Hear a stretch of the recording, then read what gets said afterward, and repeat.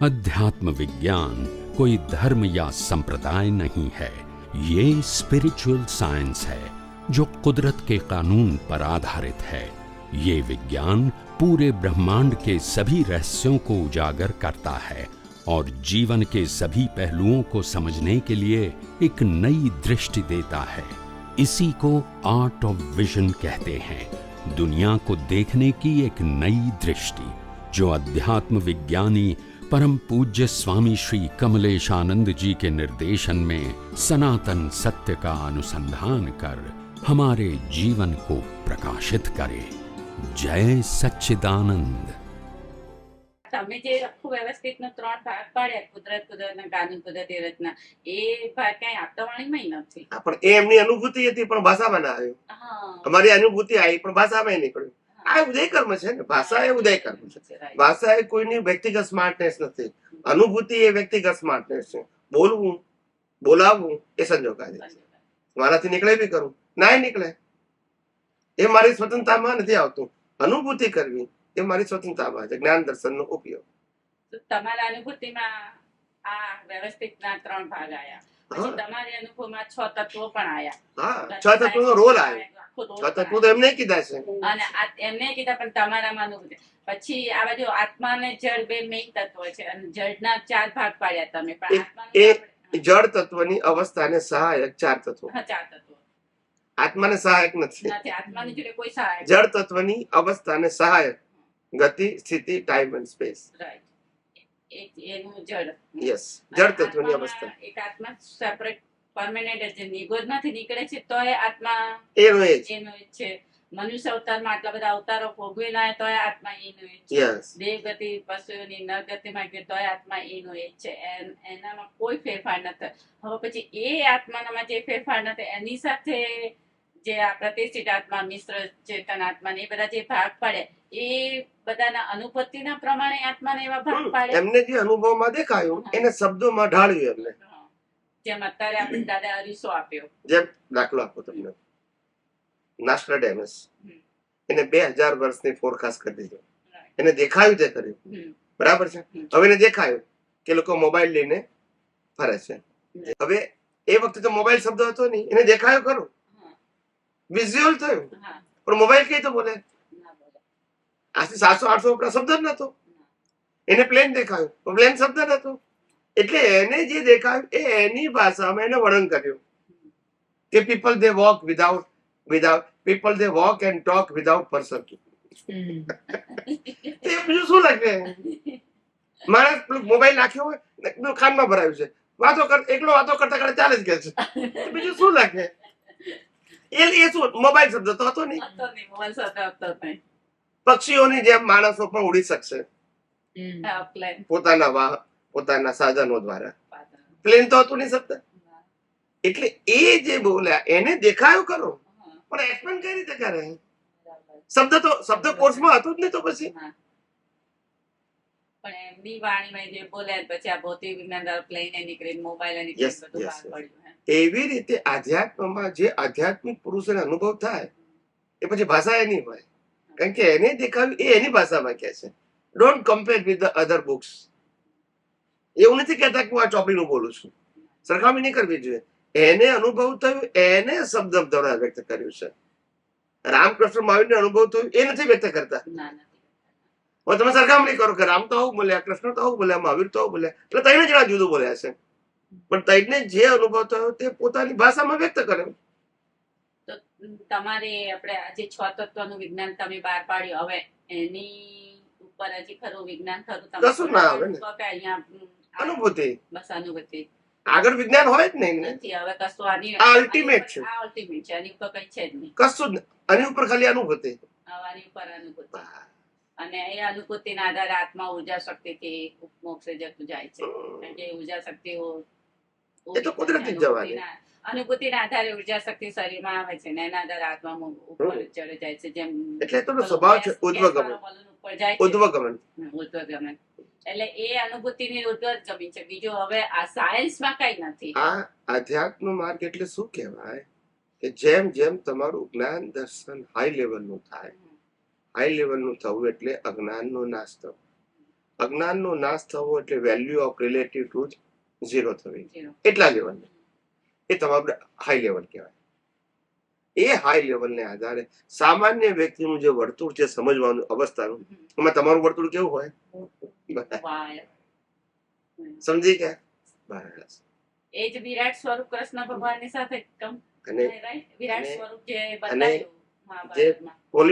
Political વ્યક્તિઓ છે, ખ્યાલ આવ્યો? એ લોકો જો આધ્યાત્મ માર્ગમાં વળે તો જલ્દી જ્ઞાની થાય. કેમ કે ધારો કે ભારત દેશ 140 કરોડનો વડાપ્રધાન Right. કેટલું મહેનત કરતા હશે? બહુ જ. આપણા ઘરમાં 4 જણા હોય દમ નીકળી જાય છે.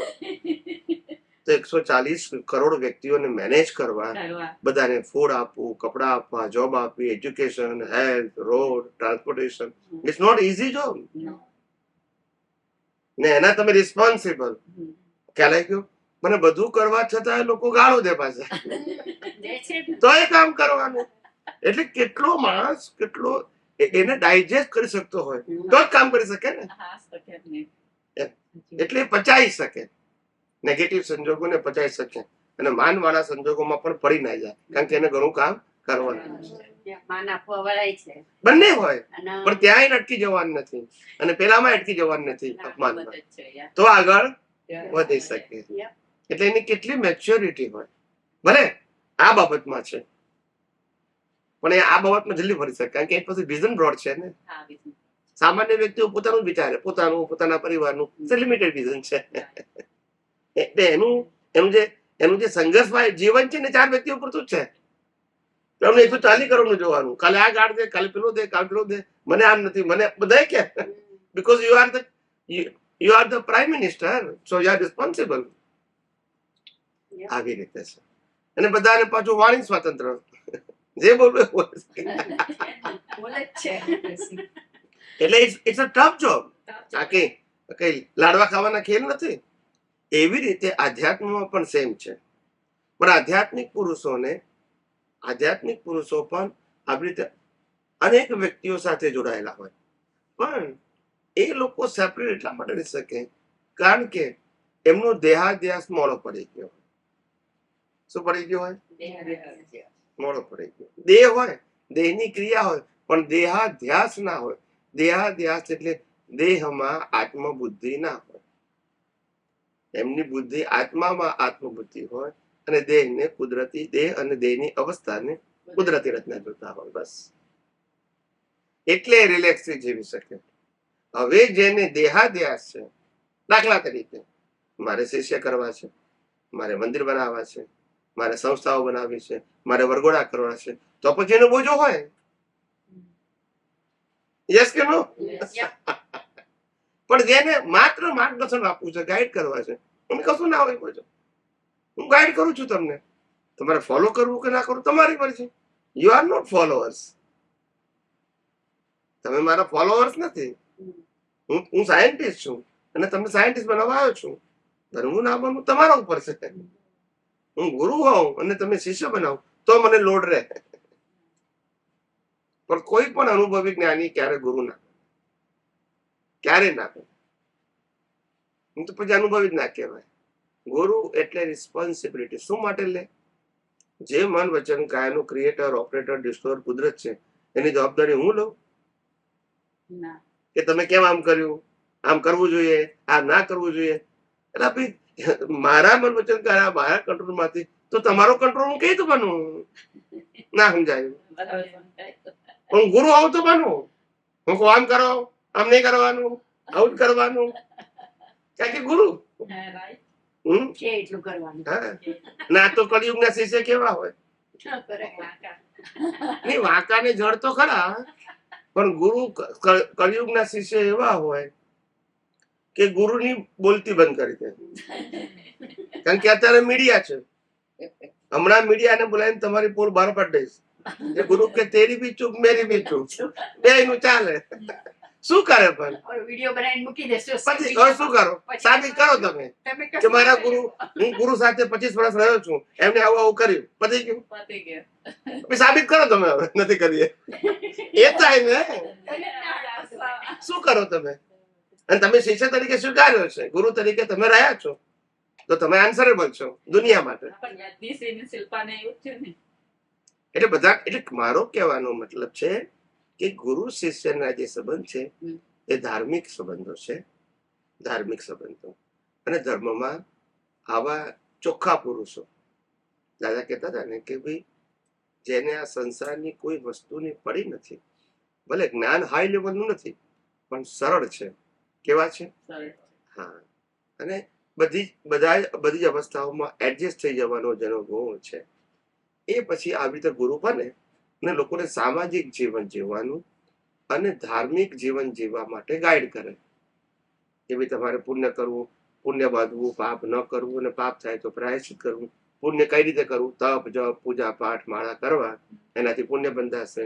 કોઈને ગુસ્સો કરવો, મારવો, ચોરી કરવી, જૂઠા બોલવી એ પાપ છે, એ થઈ જાય તો પછી માફી માંગવું. આવું શીખવાડે. પરિવારમાં કેમ આપણે એડજસ્ટ થઈને જીવવું એવું શીખવાડે. એ બધા ગુરુ.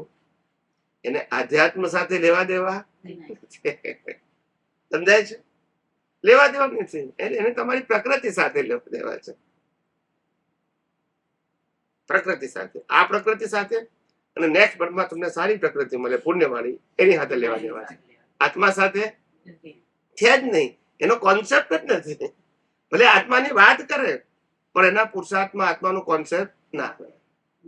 પણ એમાં જે હોય એને આગળ વધવું હોય તો પછી એ સાંભળ્યું, એને કર્યું, અને પછી એને કોઈ આવું અધ્યાત્મ હા, વિજ્ઞાન એટલે કે એવું મળે, એની રિક્વાયરમેન્ટ હોય તો મળે ને. બરાબર છે, ધારો કે હોય પાત્ર પણ રહે. એની રિક્વાયરમેન્ટ ના હોય તો શું કરવાનું?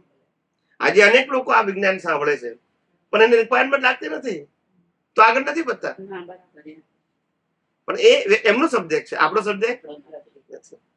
ને આપણો સબ્જેક્ટ એટલા માટે નથી કારણ કે ગુરુ શિષ્ય અહીંયા સબ્જેક્ટ નથી રાખ્યો. આવો તો પણ વેલકમ, ના આવો તો વેલકમ. આપણને શું વાંધો છે? તમારી સ્વતંત્રતા છે. અને જ્ઞાનીઓ સ્વતંત્રતા એટલા પણ તમને આપે કારણ કે સ્વતંત્ર રહેવા માંગે છે.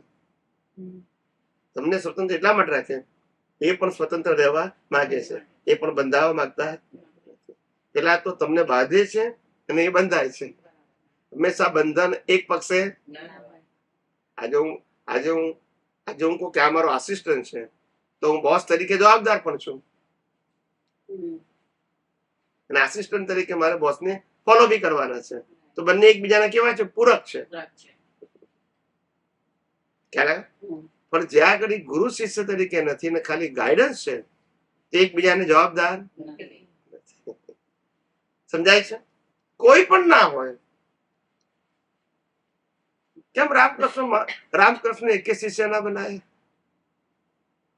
થતું જ નહીં, કશું જ કશું જ નહીં, ક્યાંય નથી. એમને ફ્રી રહેવા માંગતું હતું.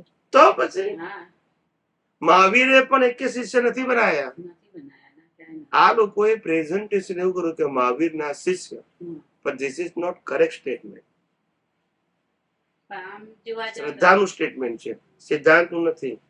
મહાવીર કોઈ પણ તીર્થંકર હોય એ માત્ર ગણધરની સ્થાપના કરે અને તે એમનો ઉદય કર્મ હોય ને ગણધર બધા જ્ઞાનીઓ જ હોય ને એ જ અવતારે મોક્ષે જવાના હોય, ફિક્સ હોય પાછું. એક સારા. સમજાય છે? હમ. એટલે તીર્થંકર અને ગણધર આ બે ગુરુ ના બને, ગાઈડ બને. પણ એમના હાથ નીચે આચાર્ય, ઉપાધ્યાય ને સાધુ ને સાધ્વી, એ લોકો ગુરુ બને. આમ લખે છે ગૌતમ સ્વામીના શિષ્યો હતા બધા. એટલે હું એ તો કહું છું, એ તો ગણ- હું એ જ કહું છું કે લખાણમાં આવ્યું છે, એમાં ના નથી કેતો. અને જૈન સમાજ આખો માને છે ખરા હા, એ- કે આજે અમારા મહાવીરની પાઠ ઉપરના શિષ્ય છે, એવું માને છે. પણ તમે મહાવીરના શિષ્ય હોય તો મહાવીર જવાબદાર હોય ને, તમે જે કરો છો એના માટે.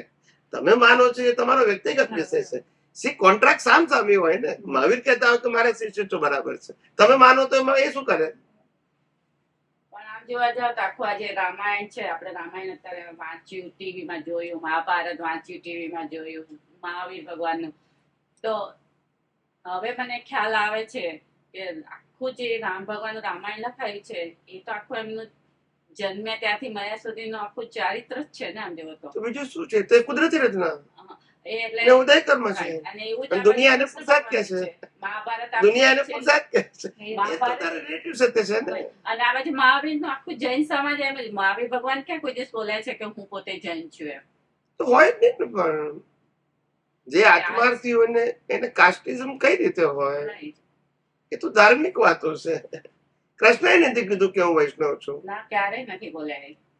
ખ્યાલ આવ્યો? રામે નથી કીધું કે હિન્દુ છું. એ બધું કાસ્ટિઝમ પછી આવ્યું. બધા સનાતની હતા. કેવા હતા? સનાતન એ સનાતની માંથી સાંપ્રદાયિક થયા છે અને ત્યારથી આ બધા પક્ષ પંથને વાળા પડ્યા અને જેને કારણે સાચી વાત પછી બહાર પડી. નહીં. દરેક વ્યક્તિએ પોતપોતાનો વાળો મજબૂત કર્યો. એટલે કહેવાનો મતલબ અનાદિકાળથી કેટલા બધા. અને બીજું શું છે કે ધારો કે કોઈક સાચા જ્ઞાની પાક્યા ને, સાચા અનુભવ થયો હોય પણ તો ઉદય ના લાયા એક્સપ્લેન કરવાનો, હા રાઈટ એટલે એના બીજમાં ખામી. બીજમાં તો પછી ફળ કેવું આવે? એવું જ આવશે. મેં બીજ મને જ્ઞાન પ્રગટ થયું ગયા અવતારમાં. મને એમ થયું કે આ જ્ઞાન જો વિશ્વને વહેંચાય તો સારું. પણ પછી મને વિચાર બી આવ્યો કે આ વહેતા કારણ કે લોકો તો ધાર્મિક છે ને એમાં કટ્ટરતા વાળા છે ને પકડતા વાળા છે. શું કરીએ? તો જો લોકો વિજ્ઞાન સ્વીકારે તો ઠીક છે, નહીં સ્વીકારે તો ધાર્મિક માર્ગ આપીશ. હવે મેં કોઝમાં નાખ્યું કે મને સંજોગ કેવા મળ્યા? પહેલા વિજ્ઞાન મને પ્રગટ બી થયું, બોલવાની શરૂઆત બી કરી, સંજોગો પેલા મળ્યા, એટલે પછી વિજ્ઞાન નીકળ્યું. એ મારા બીજનું ફળ છે. મારી પાસે અનુભવ છે પણ હું વ્યક્ત કેમ ના કરી શકું? Because of my cause and. અને અમે એવો કોઝ નાખ્યો હશે કે બાય હુક ઓર કોઈ પણ ભોગે આ જગતની અંદર સનાતન સત્ય સ્થાપિત કરું, રીએસ્ટાબ્લિશ કરું વિધાઉટ ઓનરશિપ એન્ડ ડુઅરશિપ. જેમ દાદા ભગવાને કીધું જગતને પોસાય યા ના પોસાય, છતાં હું કઈ જ કરતો નથી એવો નિરંતર ખ્યાલ રહેવો એ કેવળ દર્શન છે. એમ આ વિજ્ઞાનમાં વિજ્ઞાન મારું નથી, ખ્યાલ આવી ગયો. અને વિજ્ઞાન જે નીકળી રહ્યું છે એનો હું માલિક નથી. અને વિજ્ઞાન દુનિયાની કોઈ પણ વ્યક્તિ સમજીને કહી શકશે એટલે હું મુક્ત થઈ ગયો. પણ જો હું એમ બોલું કે આધ્યાત્મ વિજ્ઞાન મારું છે, જેમ અક્રમ વિજ્ઞાન ની ગયા, તો પાછું સાંપ્રદાયિક થઈ જાય, તો પાછું સાંપ્રદાયિક થઈ જાય. પણ હજી તમારી પર ઘણી વાર અમુક સત્સંગોમાં આપણે ઘણી વાર તમારી સાથે વાતચીત થઈ છે કે સ્વામીજી તમે કેમ કોઈ એવી જગ્યા લો, રૂમ બંધાવો, એવું કઈક કરો. હું તો ના જ પાડું છું ને. તમે તો ના જ પાડો છો. એ તો લોકો તો ઓફર કરે ને. લોકો તો ઓફર કરે છે ને કે સ્વામીજી તમે આ કરો, સ્વામીજી આ કે કરો, સ્વામીજી આ કરો. બધા કે મારો વિષય નથી ને, પણ તમે તો ના જ પાડે છો. પછી કે મારો વિષય જ નથી. પછી પછી તમને ડિસ્કશન ક્યારે કરું કે મારો સબ્જેક્ટ તો હું આજની તો કાલે વિચારીશું, પણ હું કહું મારો વિષય જ નથી. સંસ્થા, મંદિર, શિષ્ય, વરઘોડા અમારો વિષય જ નથી. પછી ડિસ્કશન કરવાનો મતલબ શું? કોઈ મને ગમે તે ઓફર કરે. તો પછી આ તમારી હાજરીમાં જે આધ્યાત્મિક વિજ્ઞાન છે, આ વિજ્ઞાન અમે જે કેમ પાકે? પામે, પછી અમારે જે કરવું. તમારે તૈયાર કરવાની લોકોને. Okay. એમાં શું વાંધો છે? આ તો વિજ્ઞાનની વાત છે ને. પણ આમાં કોઈ ગુરુ પરંપરા, ધર્મ પરંપરા ક્યાં છાપીએ છે? ભાઈ હું સાયન્ટિસ્ટ છું અને તમે સાયન્ટિસ્ટ બનો. તમારે કહેવાનું કે હું સાયન્ટિસ્ટ છું આટલા લેવલે, અને હું તમે સાયન્ટિસ્ટ બનાવું છું. મેં ગુરુ શિષ્ય ક્યાં આવ્યું? ના, આઈ ગાઈડ યુ. પણ તમને અને એમાં કોઈ ફોર્મેટ તો છે નહીં. ફોર્મેટ હોય તો ધર્મ હોય. એટલે લોકો જોવે તો માને. તમે તમે નથી માનતા. તો ના માને કોઈ. કે તમારું જુએ બાહ્ય ચરિત્ર જુએ સંગીત. પણ તમે નથી માનતા. પણ તમારે ગયા પછી તમને એવું દર્શનમાં દેખાય કે બાહ્ય મારો ચારિત્ર નાનો શિષ્ય કદાચ મારો બાહ્ય પાસે. ચારિત્ર હોય એ સારી વસ્તુ છે, પણ બાહ્ય ચારિત્ર હોવું જ જોઈએ એવું જરૂરી નથી. ડેલી જીવન જુએ ને એમ કે કેમનું પણ છે. તમારું જીવનમાં બાહ્ય ચારિત્ર સારું લાયા હોય તો ઓફકોર્સ લોકોને ગાઈડ કરવામાં હેલ્પફુલ થાય. અને બાહ્ય ચારિત્ર તમારું સારું ના હોય તો દુનિયાના લોકો તમને એક્સેપ્ટ નહીં કરે, ભલે તમારું જ્ઞાન ગમે એટલું ઊંચું. પણ વ્યક્તિગત વિકાસને કોઈ વાંધો નથી. ના, જાતે થઈ શકે પણ બીજા ના બનાવી શકો. એ તો અમે કીધેલું કે when you realize and follow the spiritual side individually, you can do in any situation. But when you transfer the realization or experience to the other people, you require the character outside. Otherwise, people they cannot believe you. જ્યારે બહારની વાત આવે તો character જોઈએ, અંદરની વાતમાં જરૂર નથી, કારણ કે કેરેક્ટર તો આનો પ્રશ્ન છે. પણ દુનિયા તો પહેલા આને જોશે ને. હા, એ કોઈ accept કરે. હવે તમે એટલે પોતે માનીએ. એટલે આપણા માટે કીધું કે સિમ્પલ લિવિંગ એન્ડ હાઈ થઈ હાઈટમાં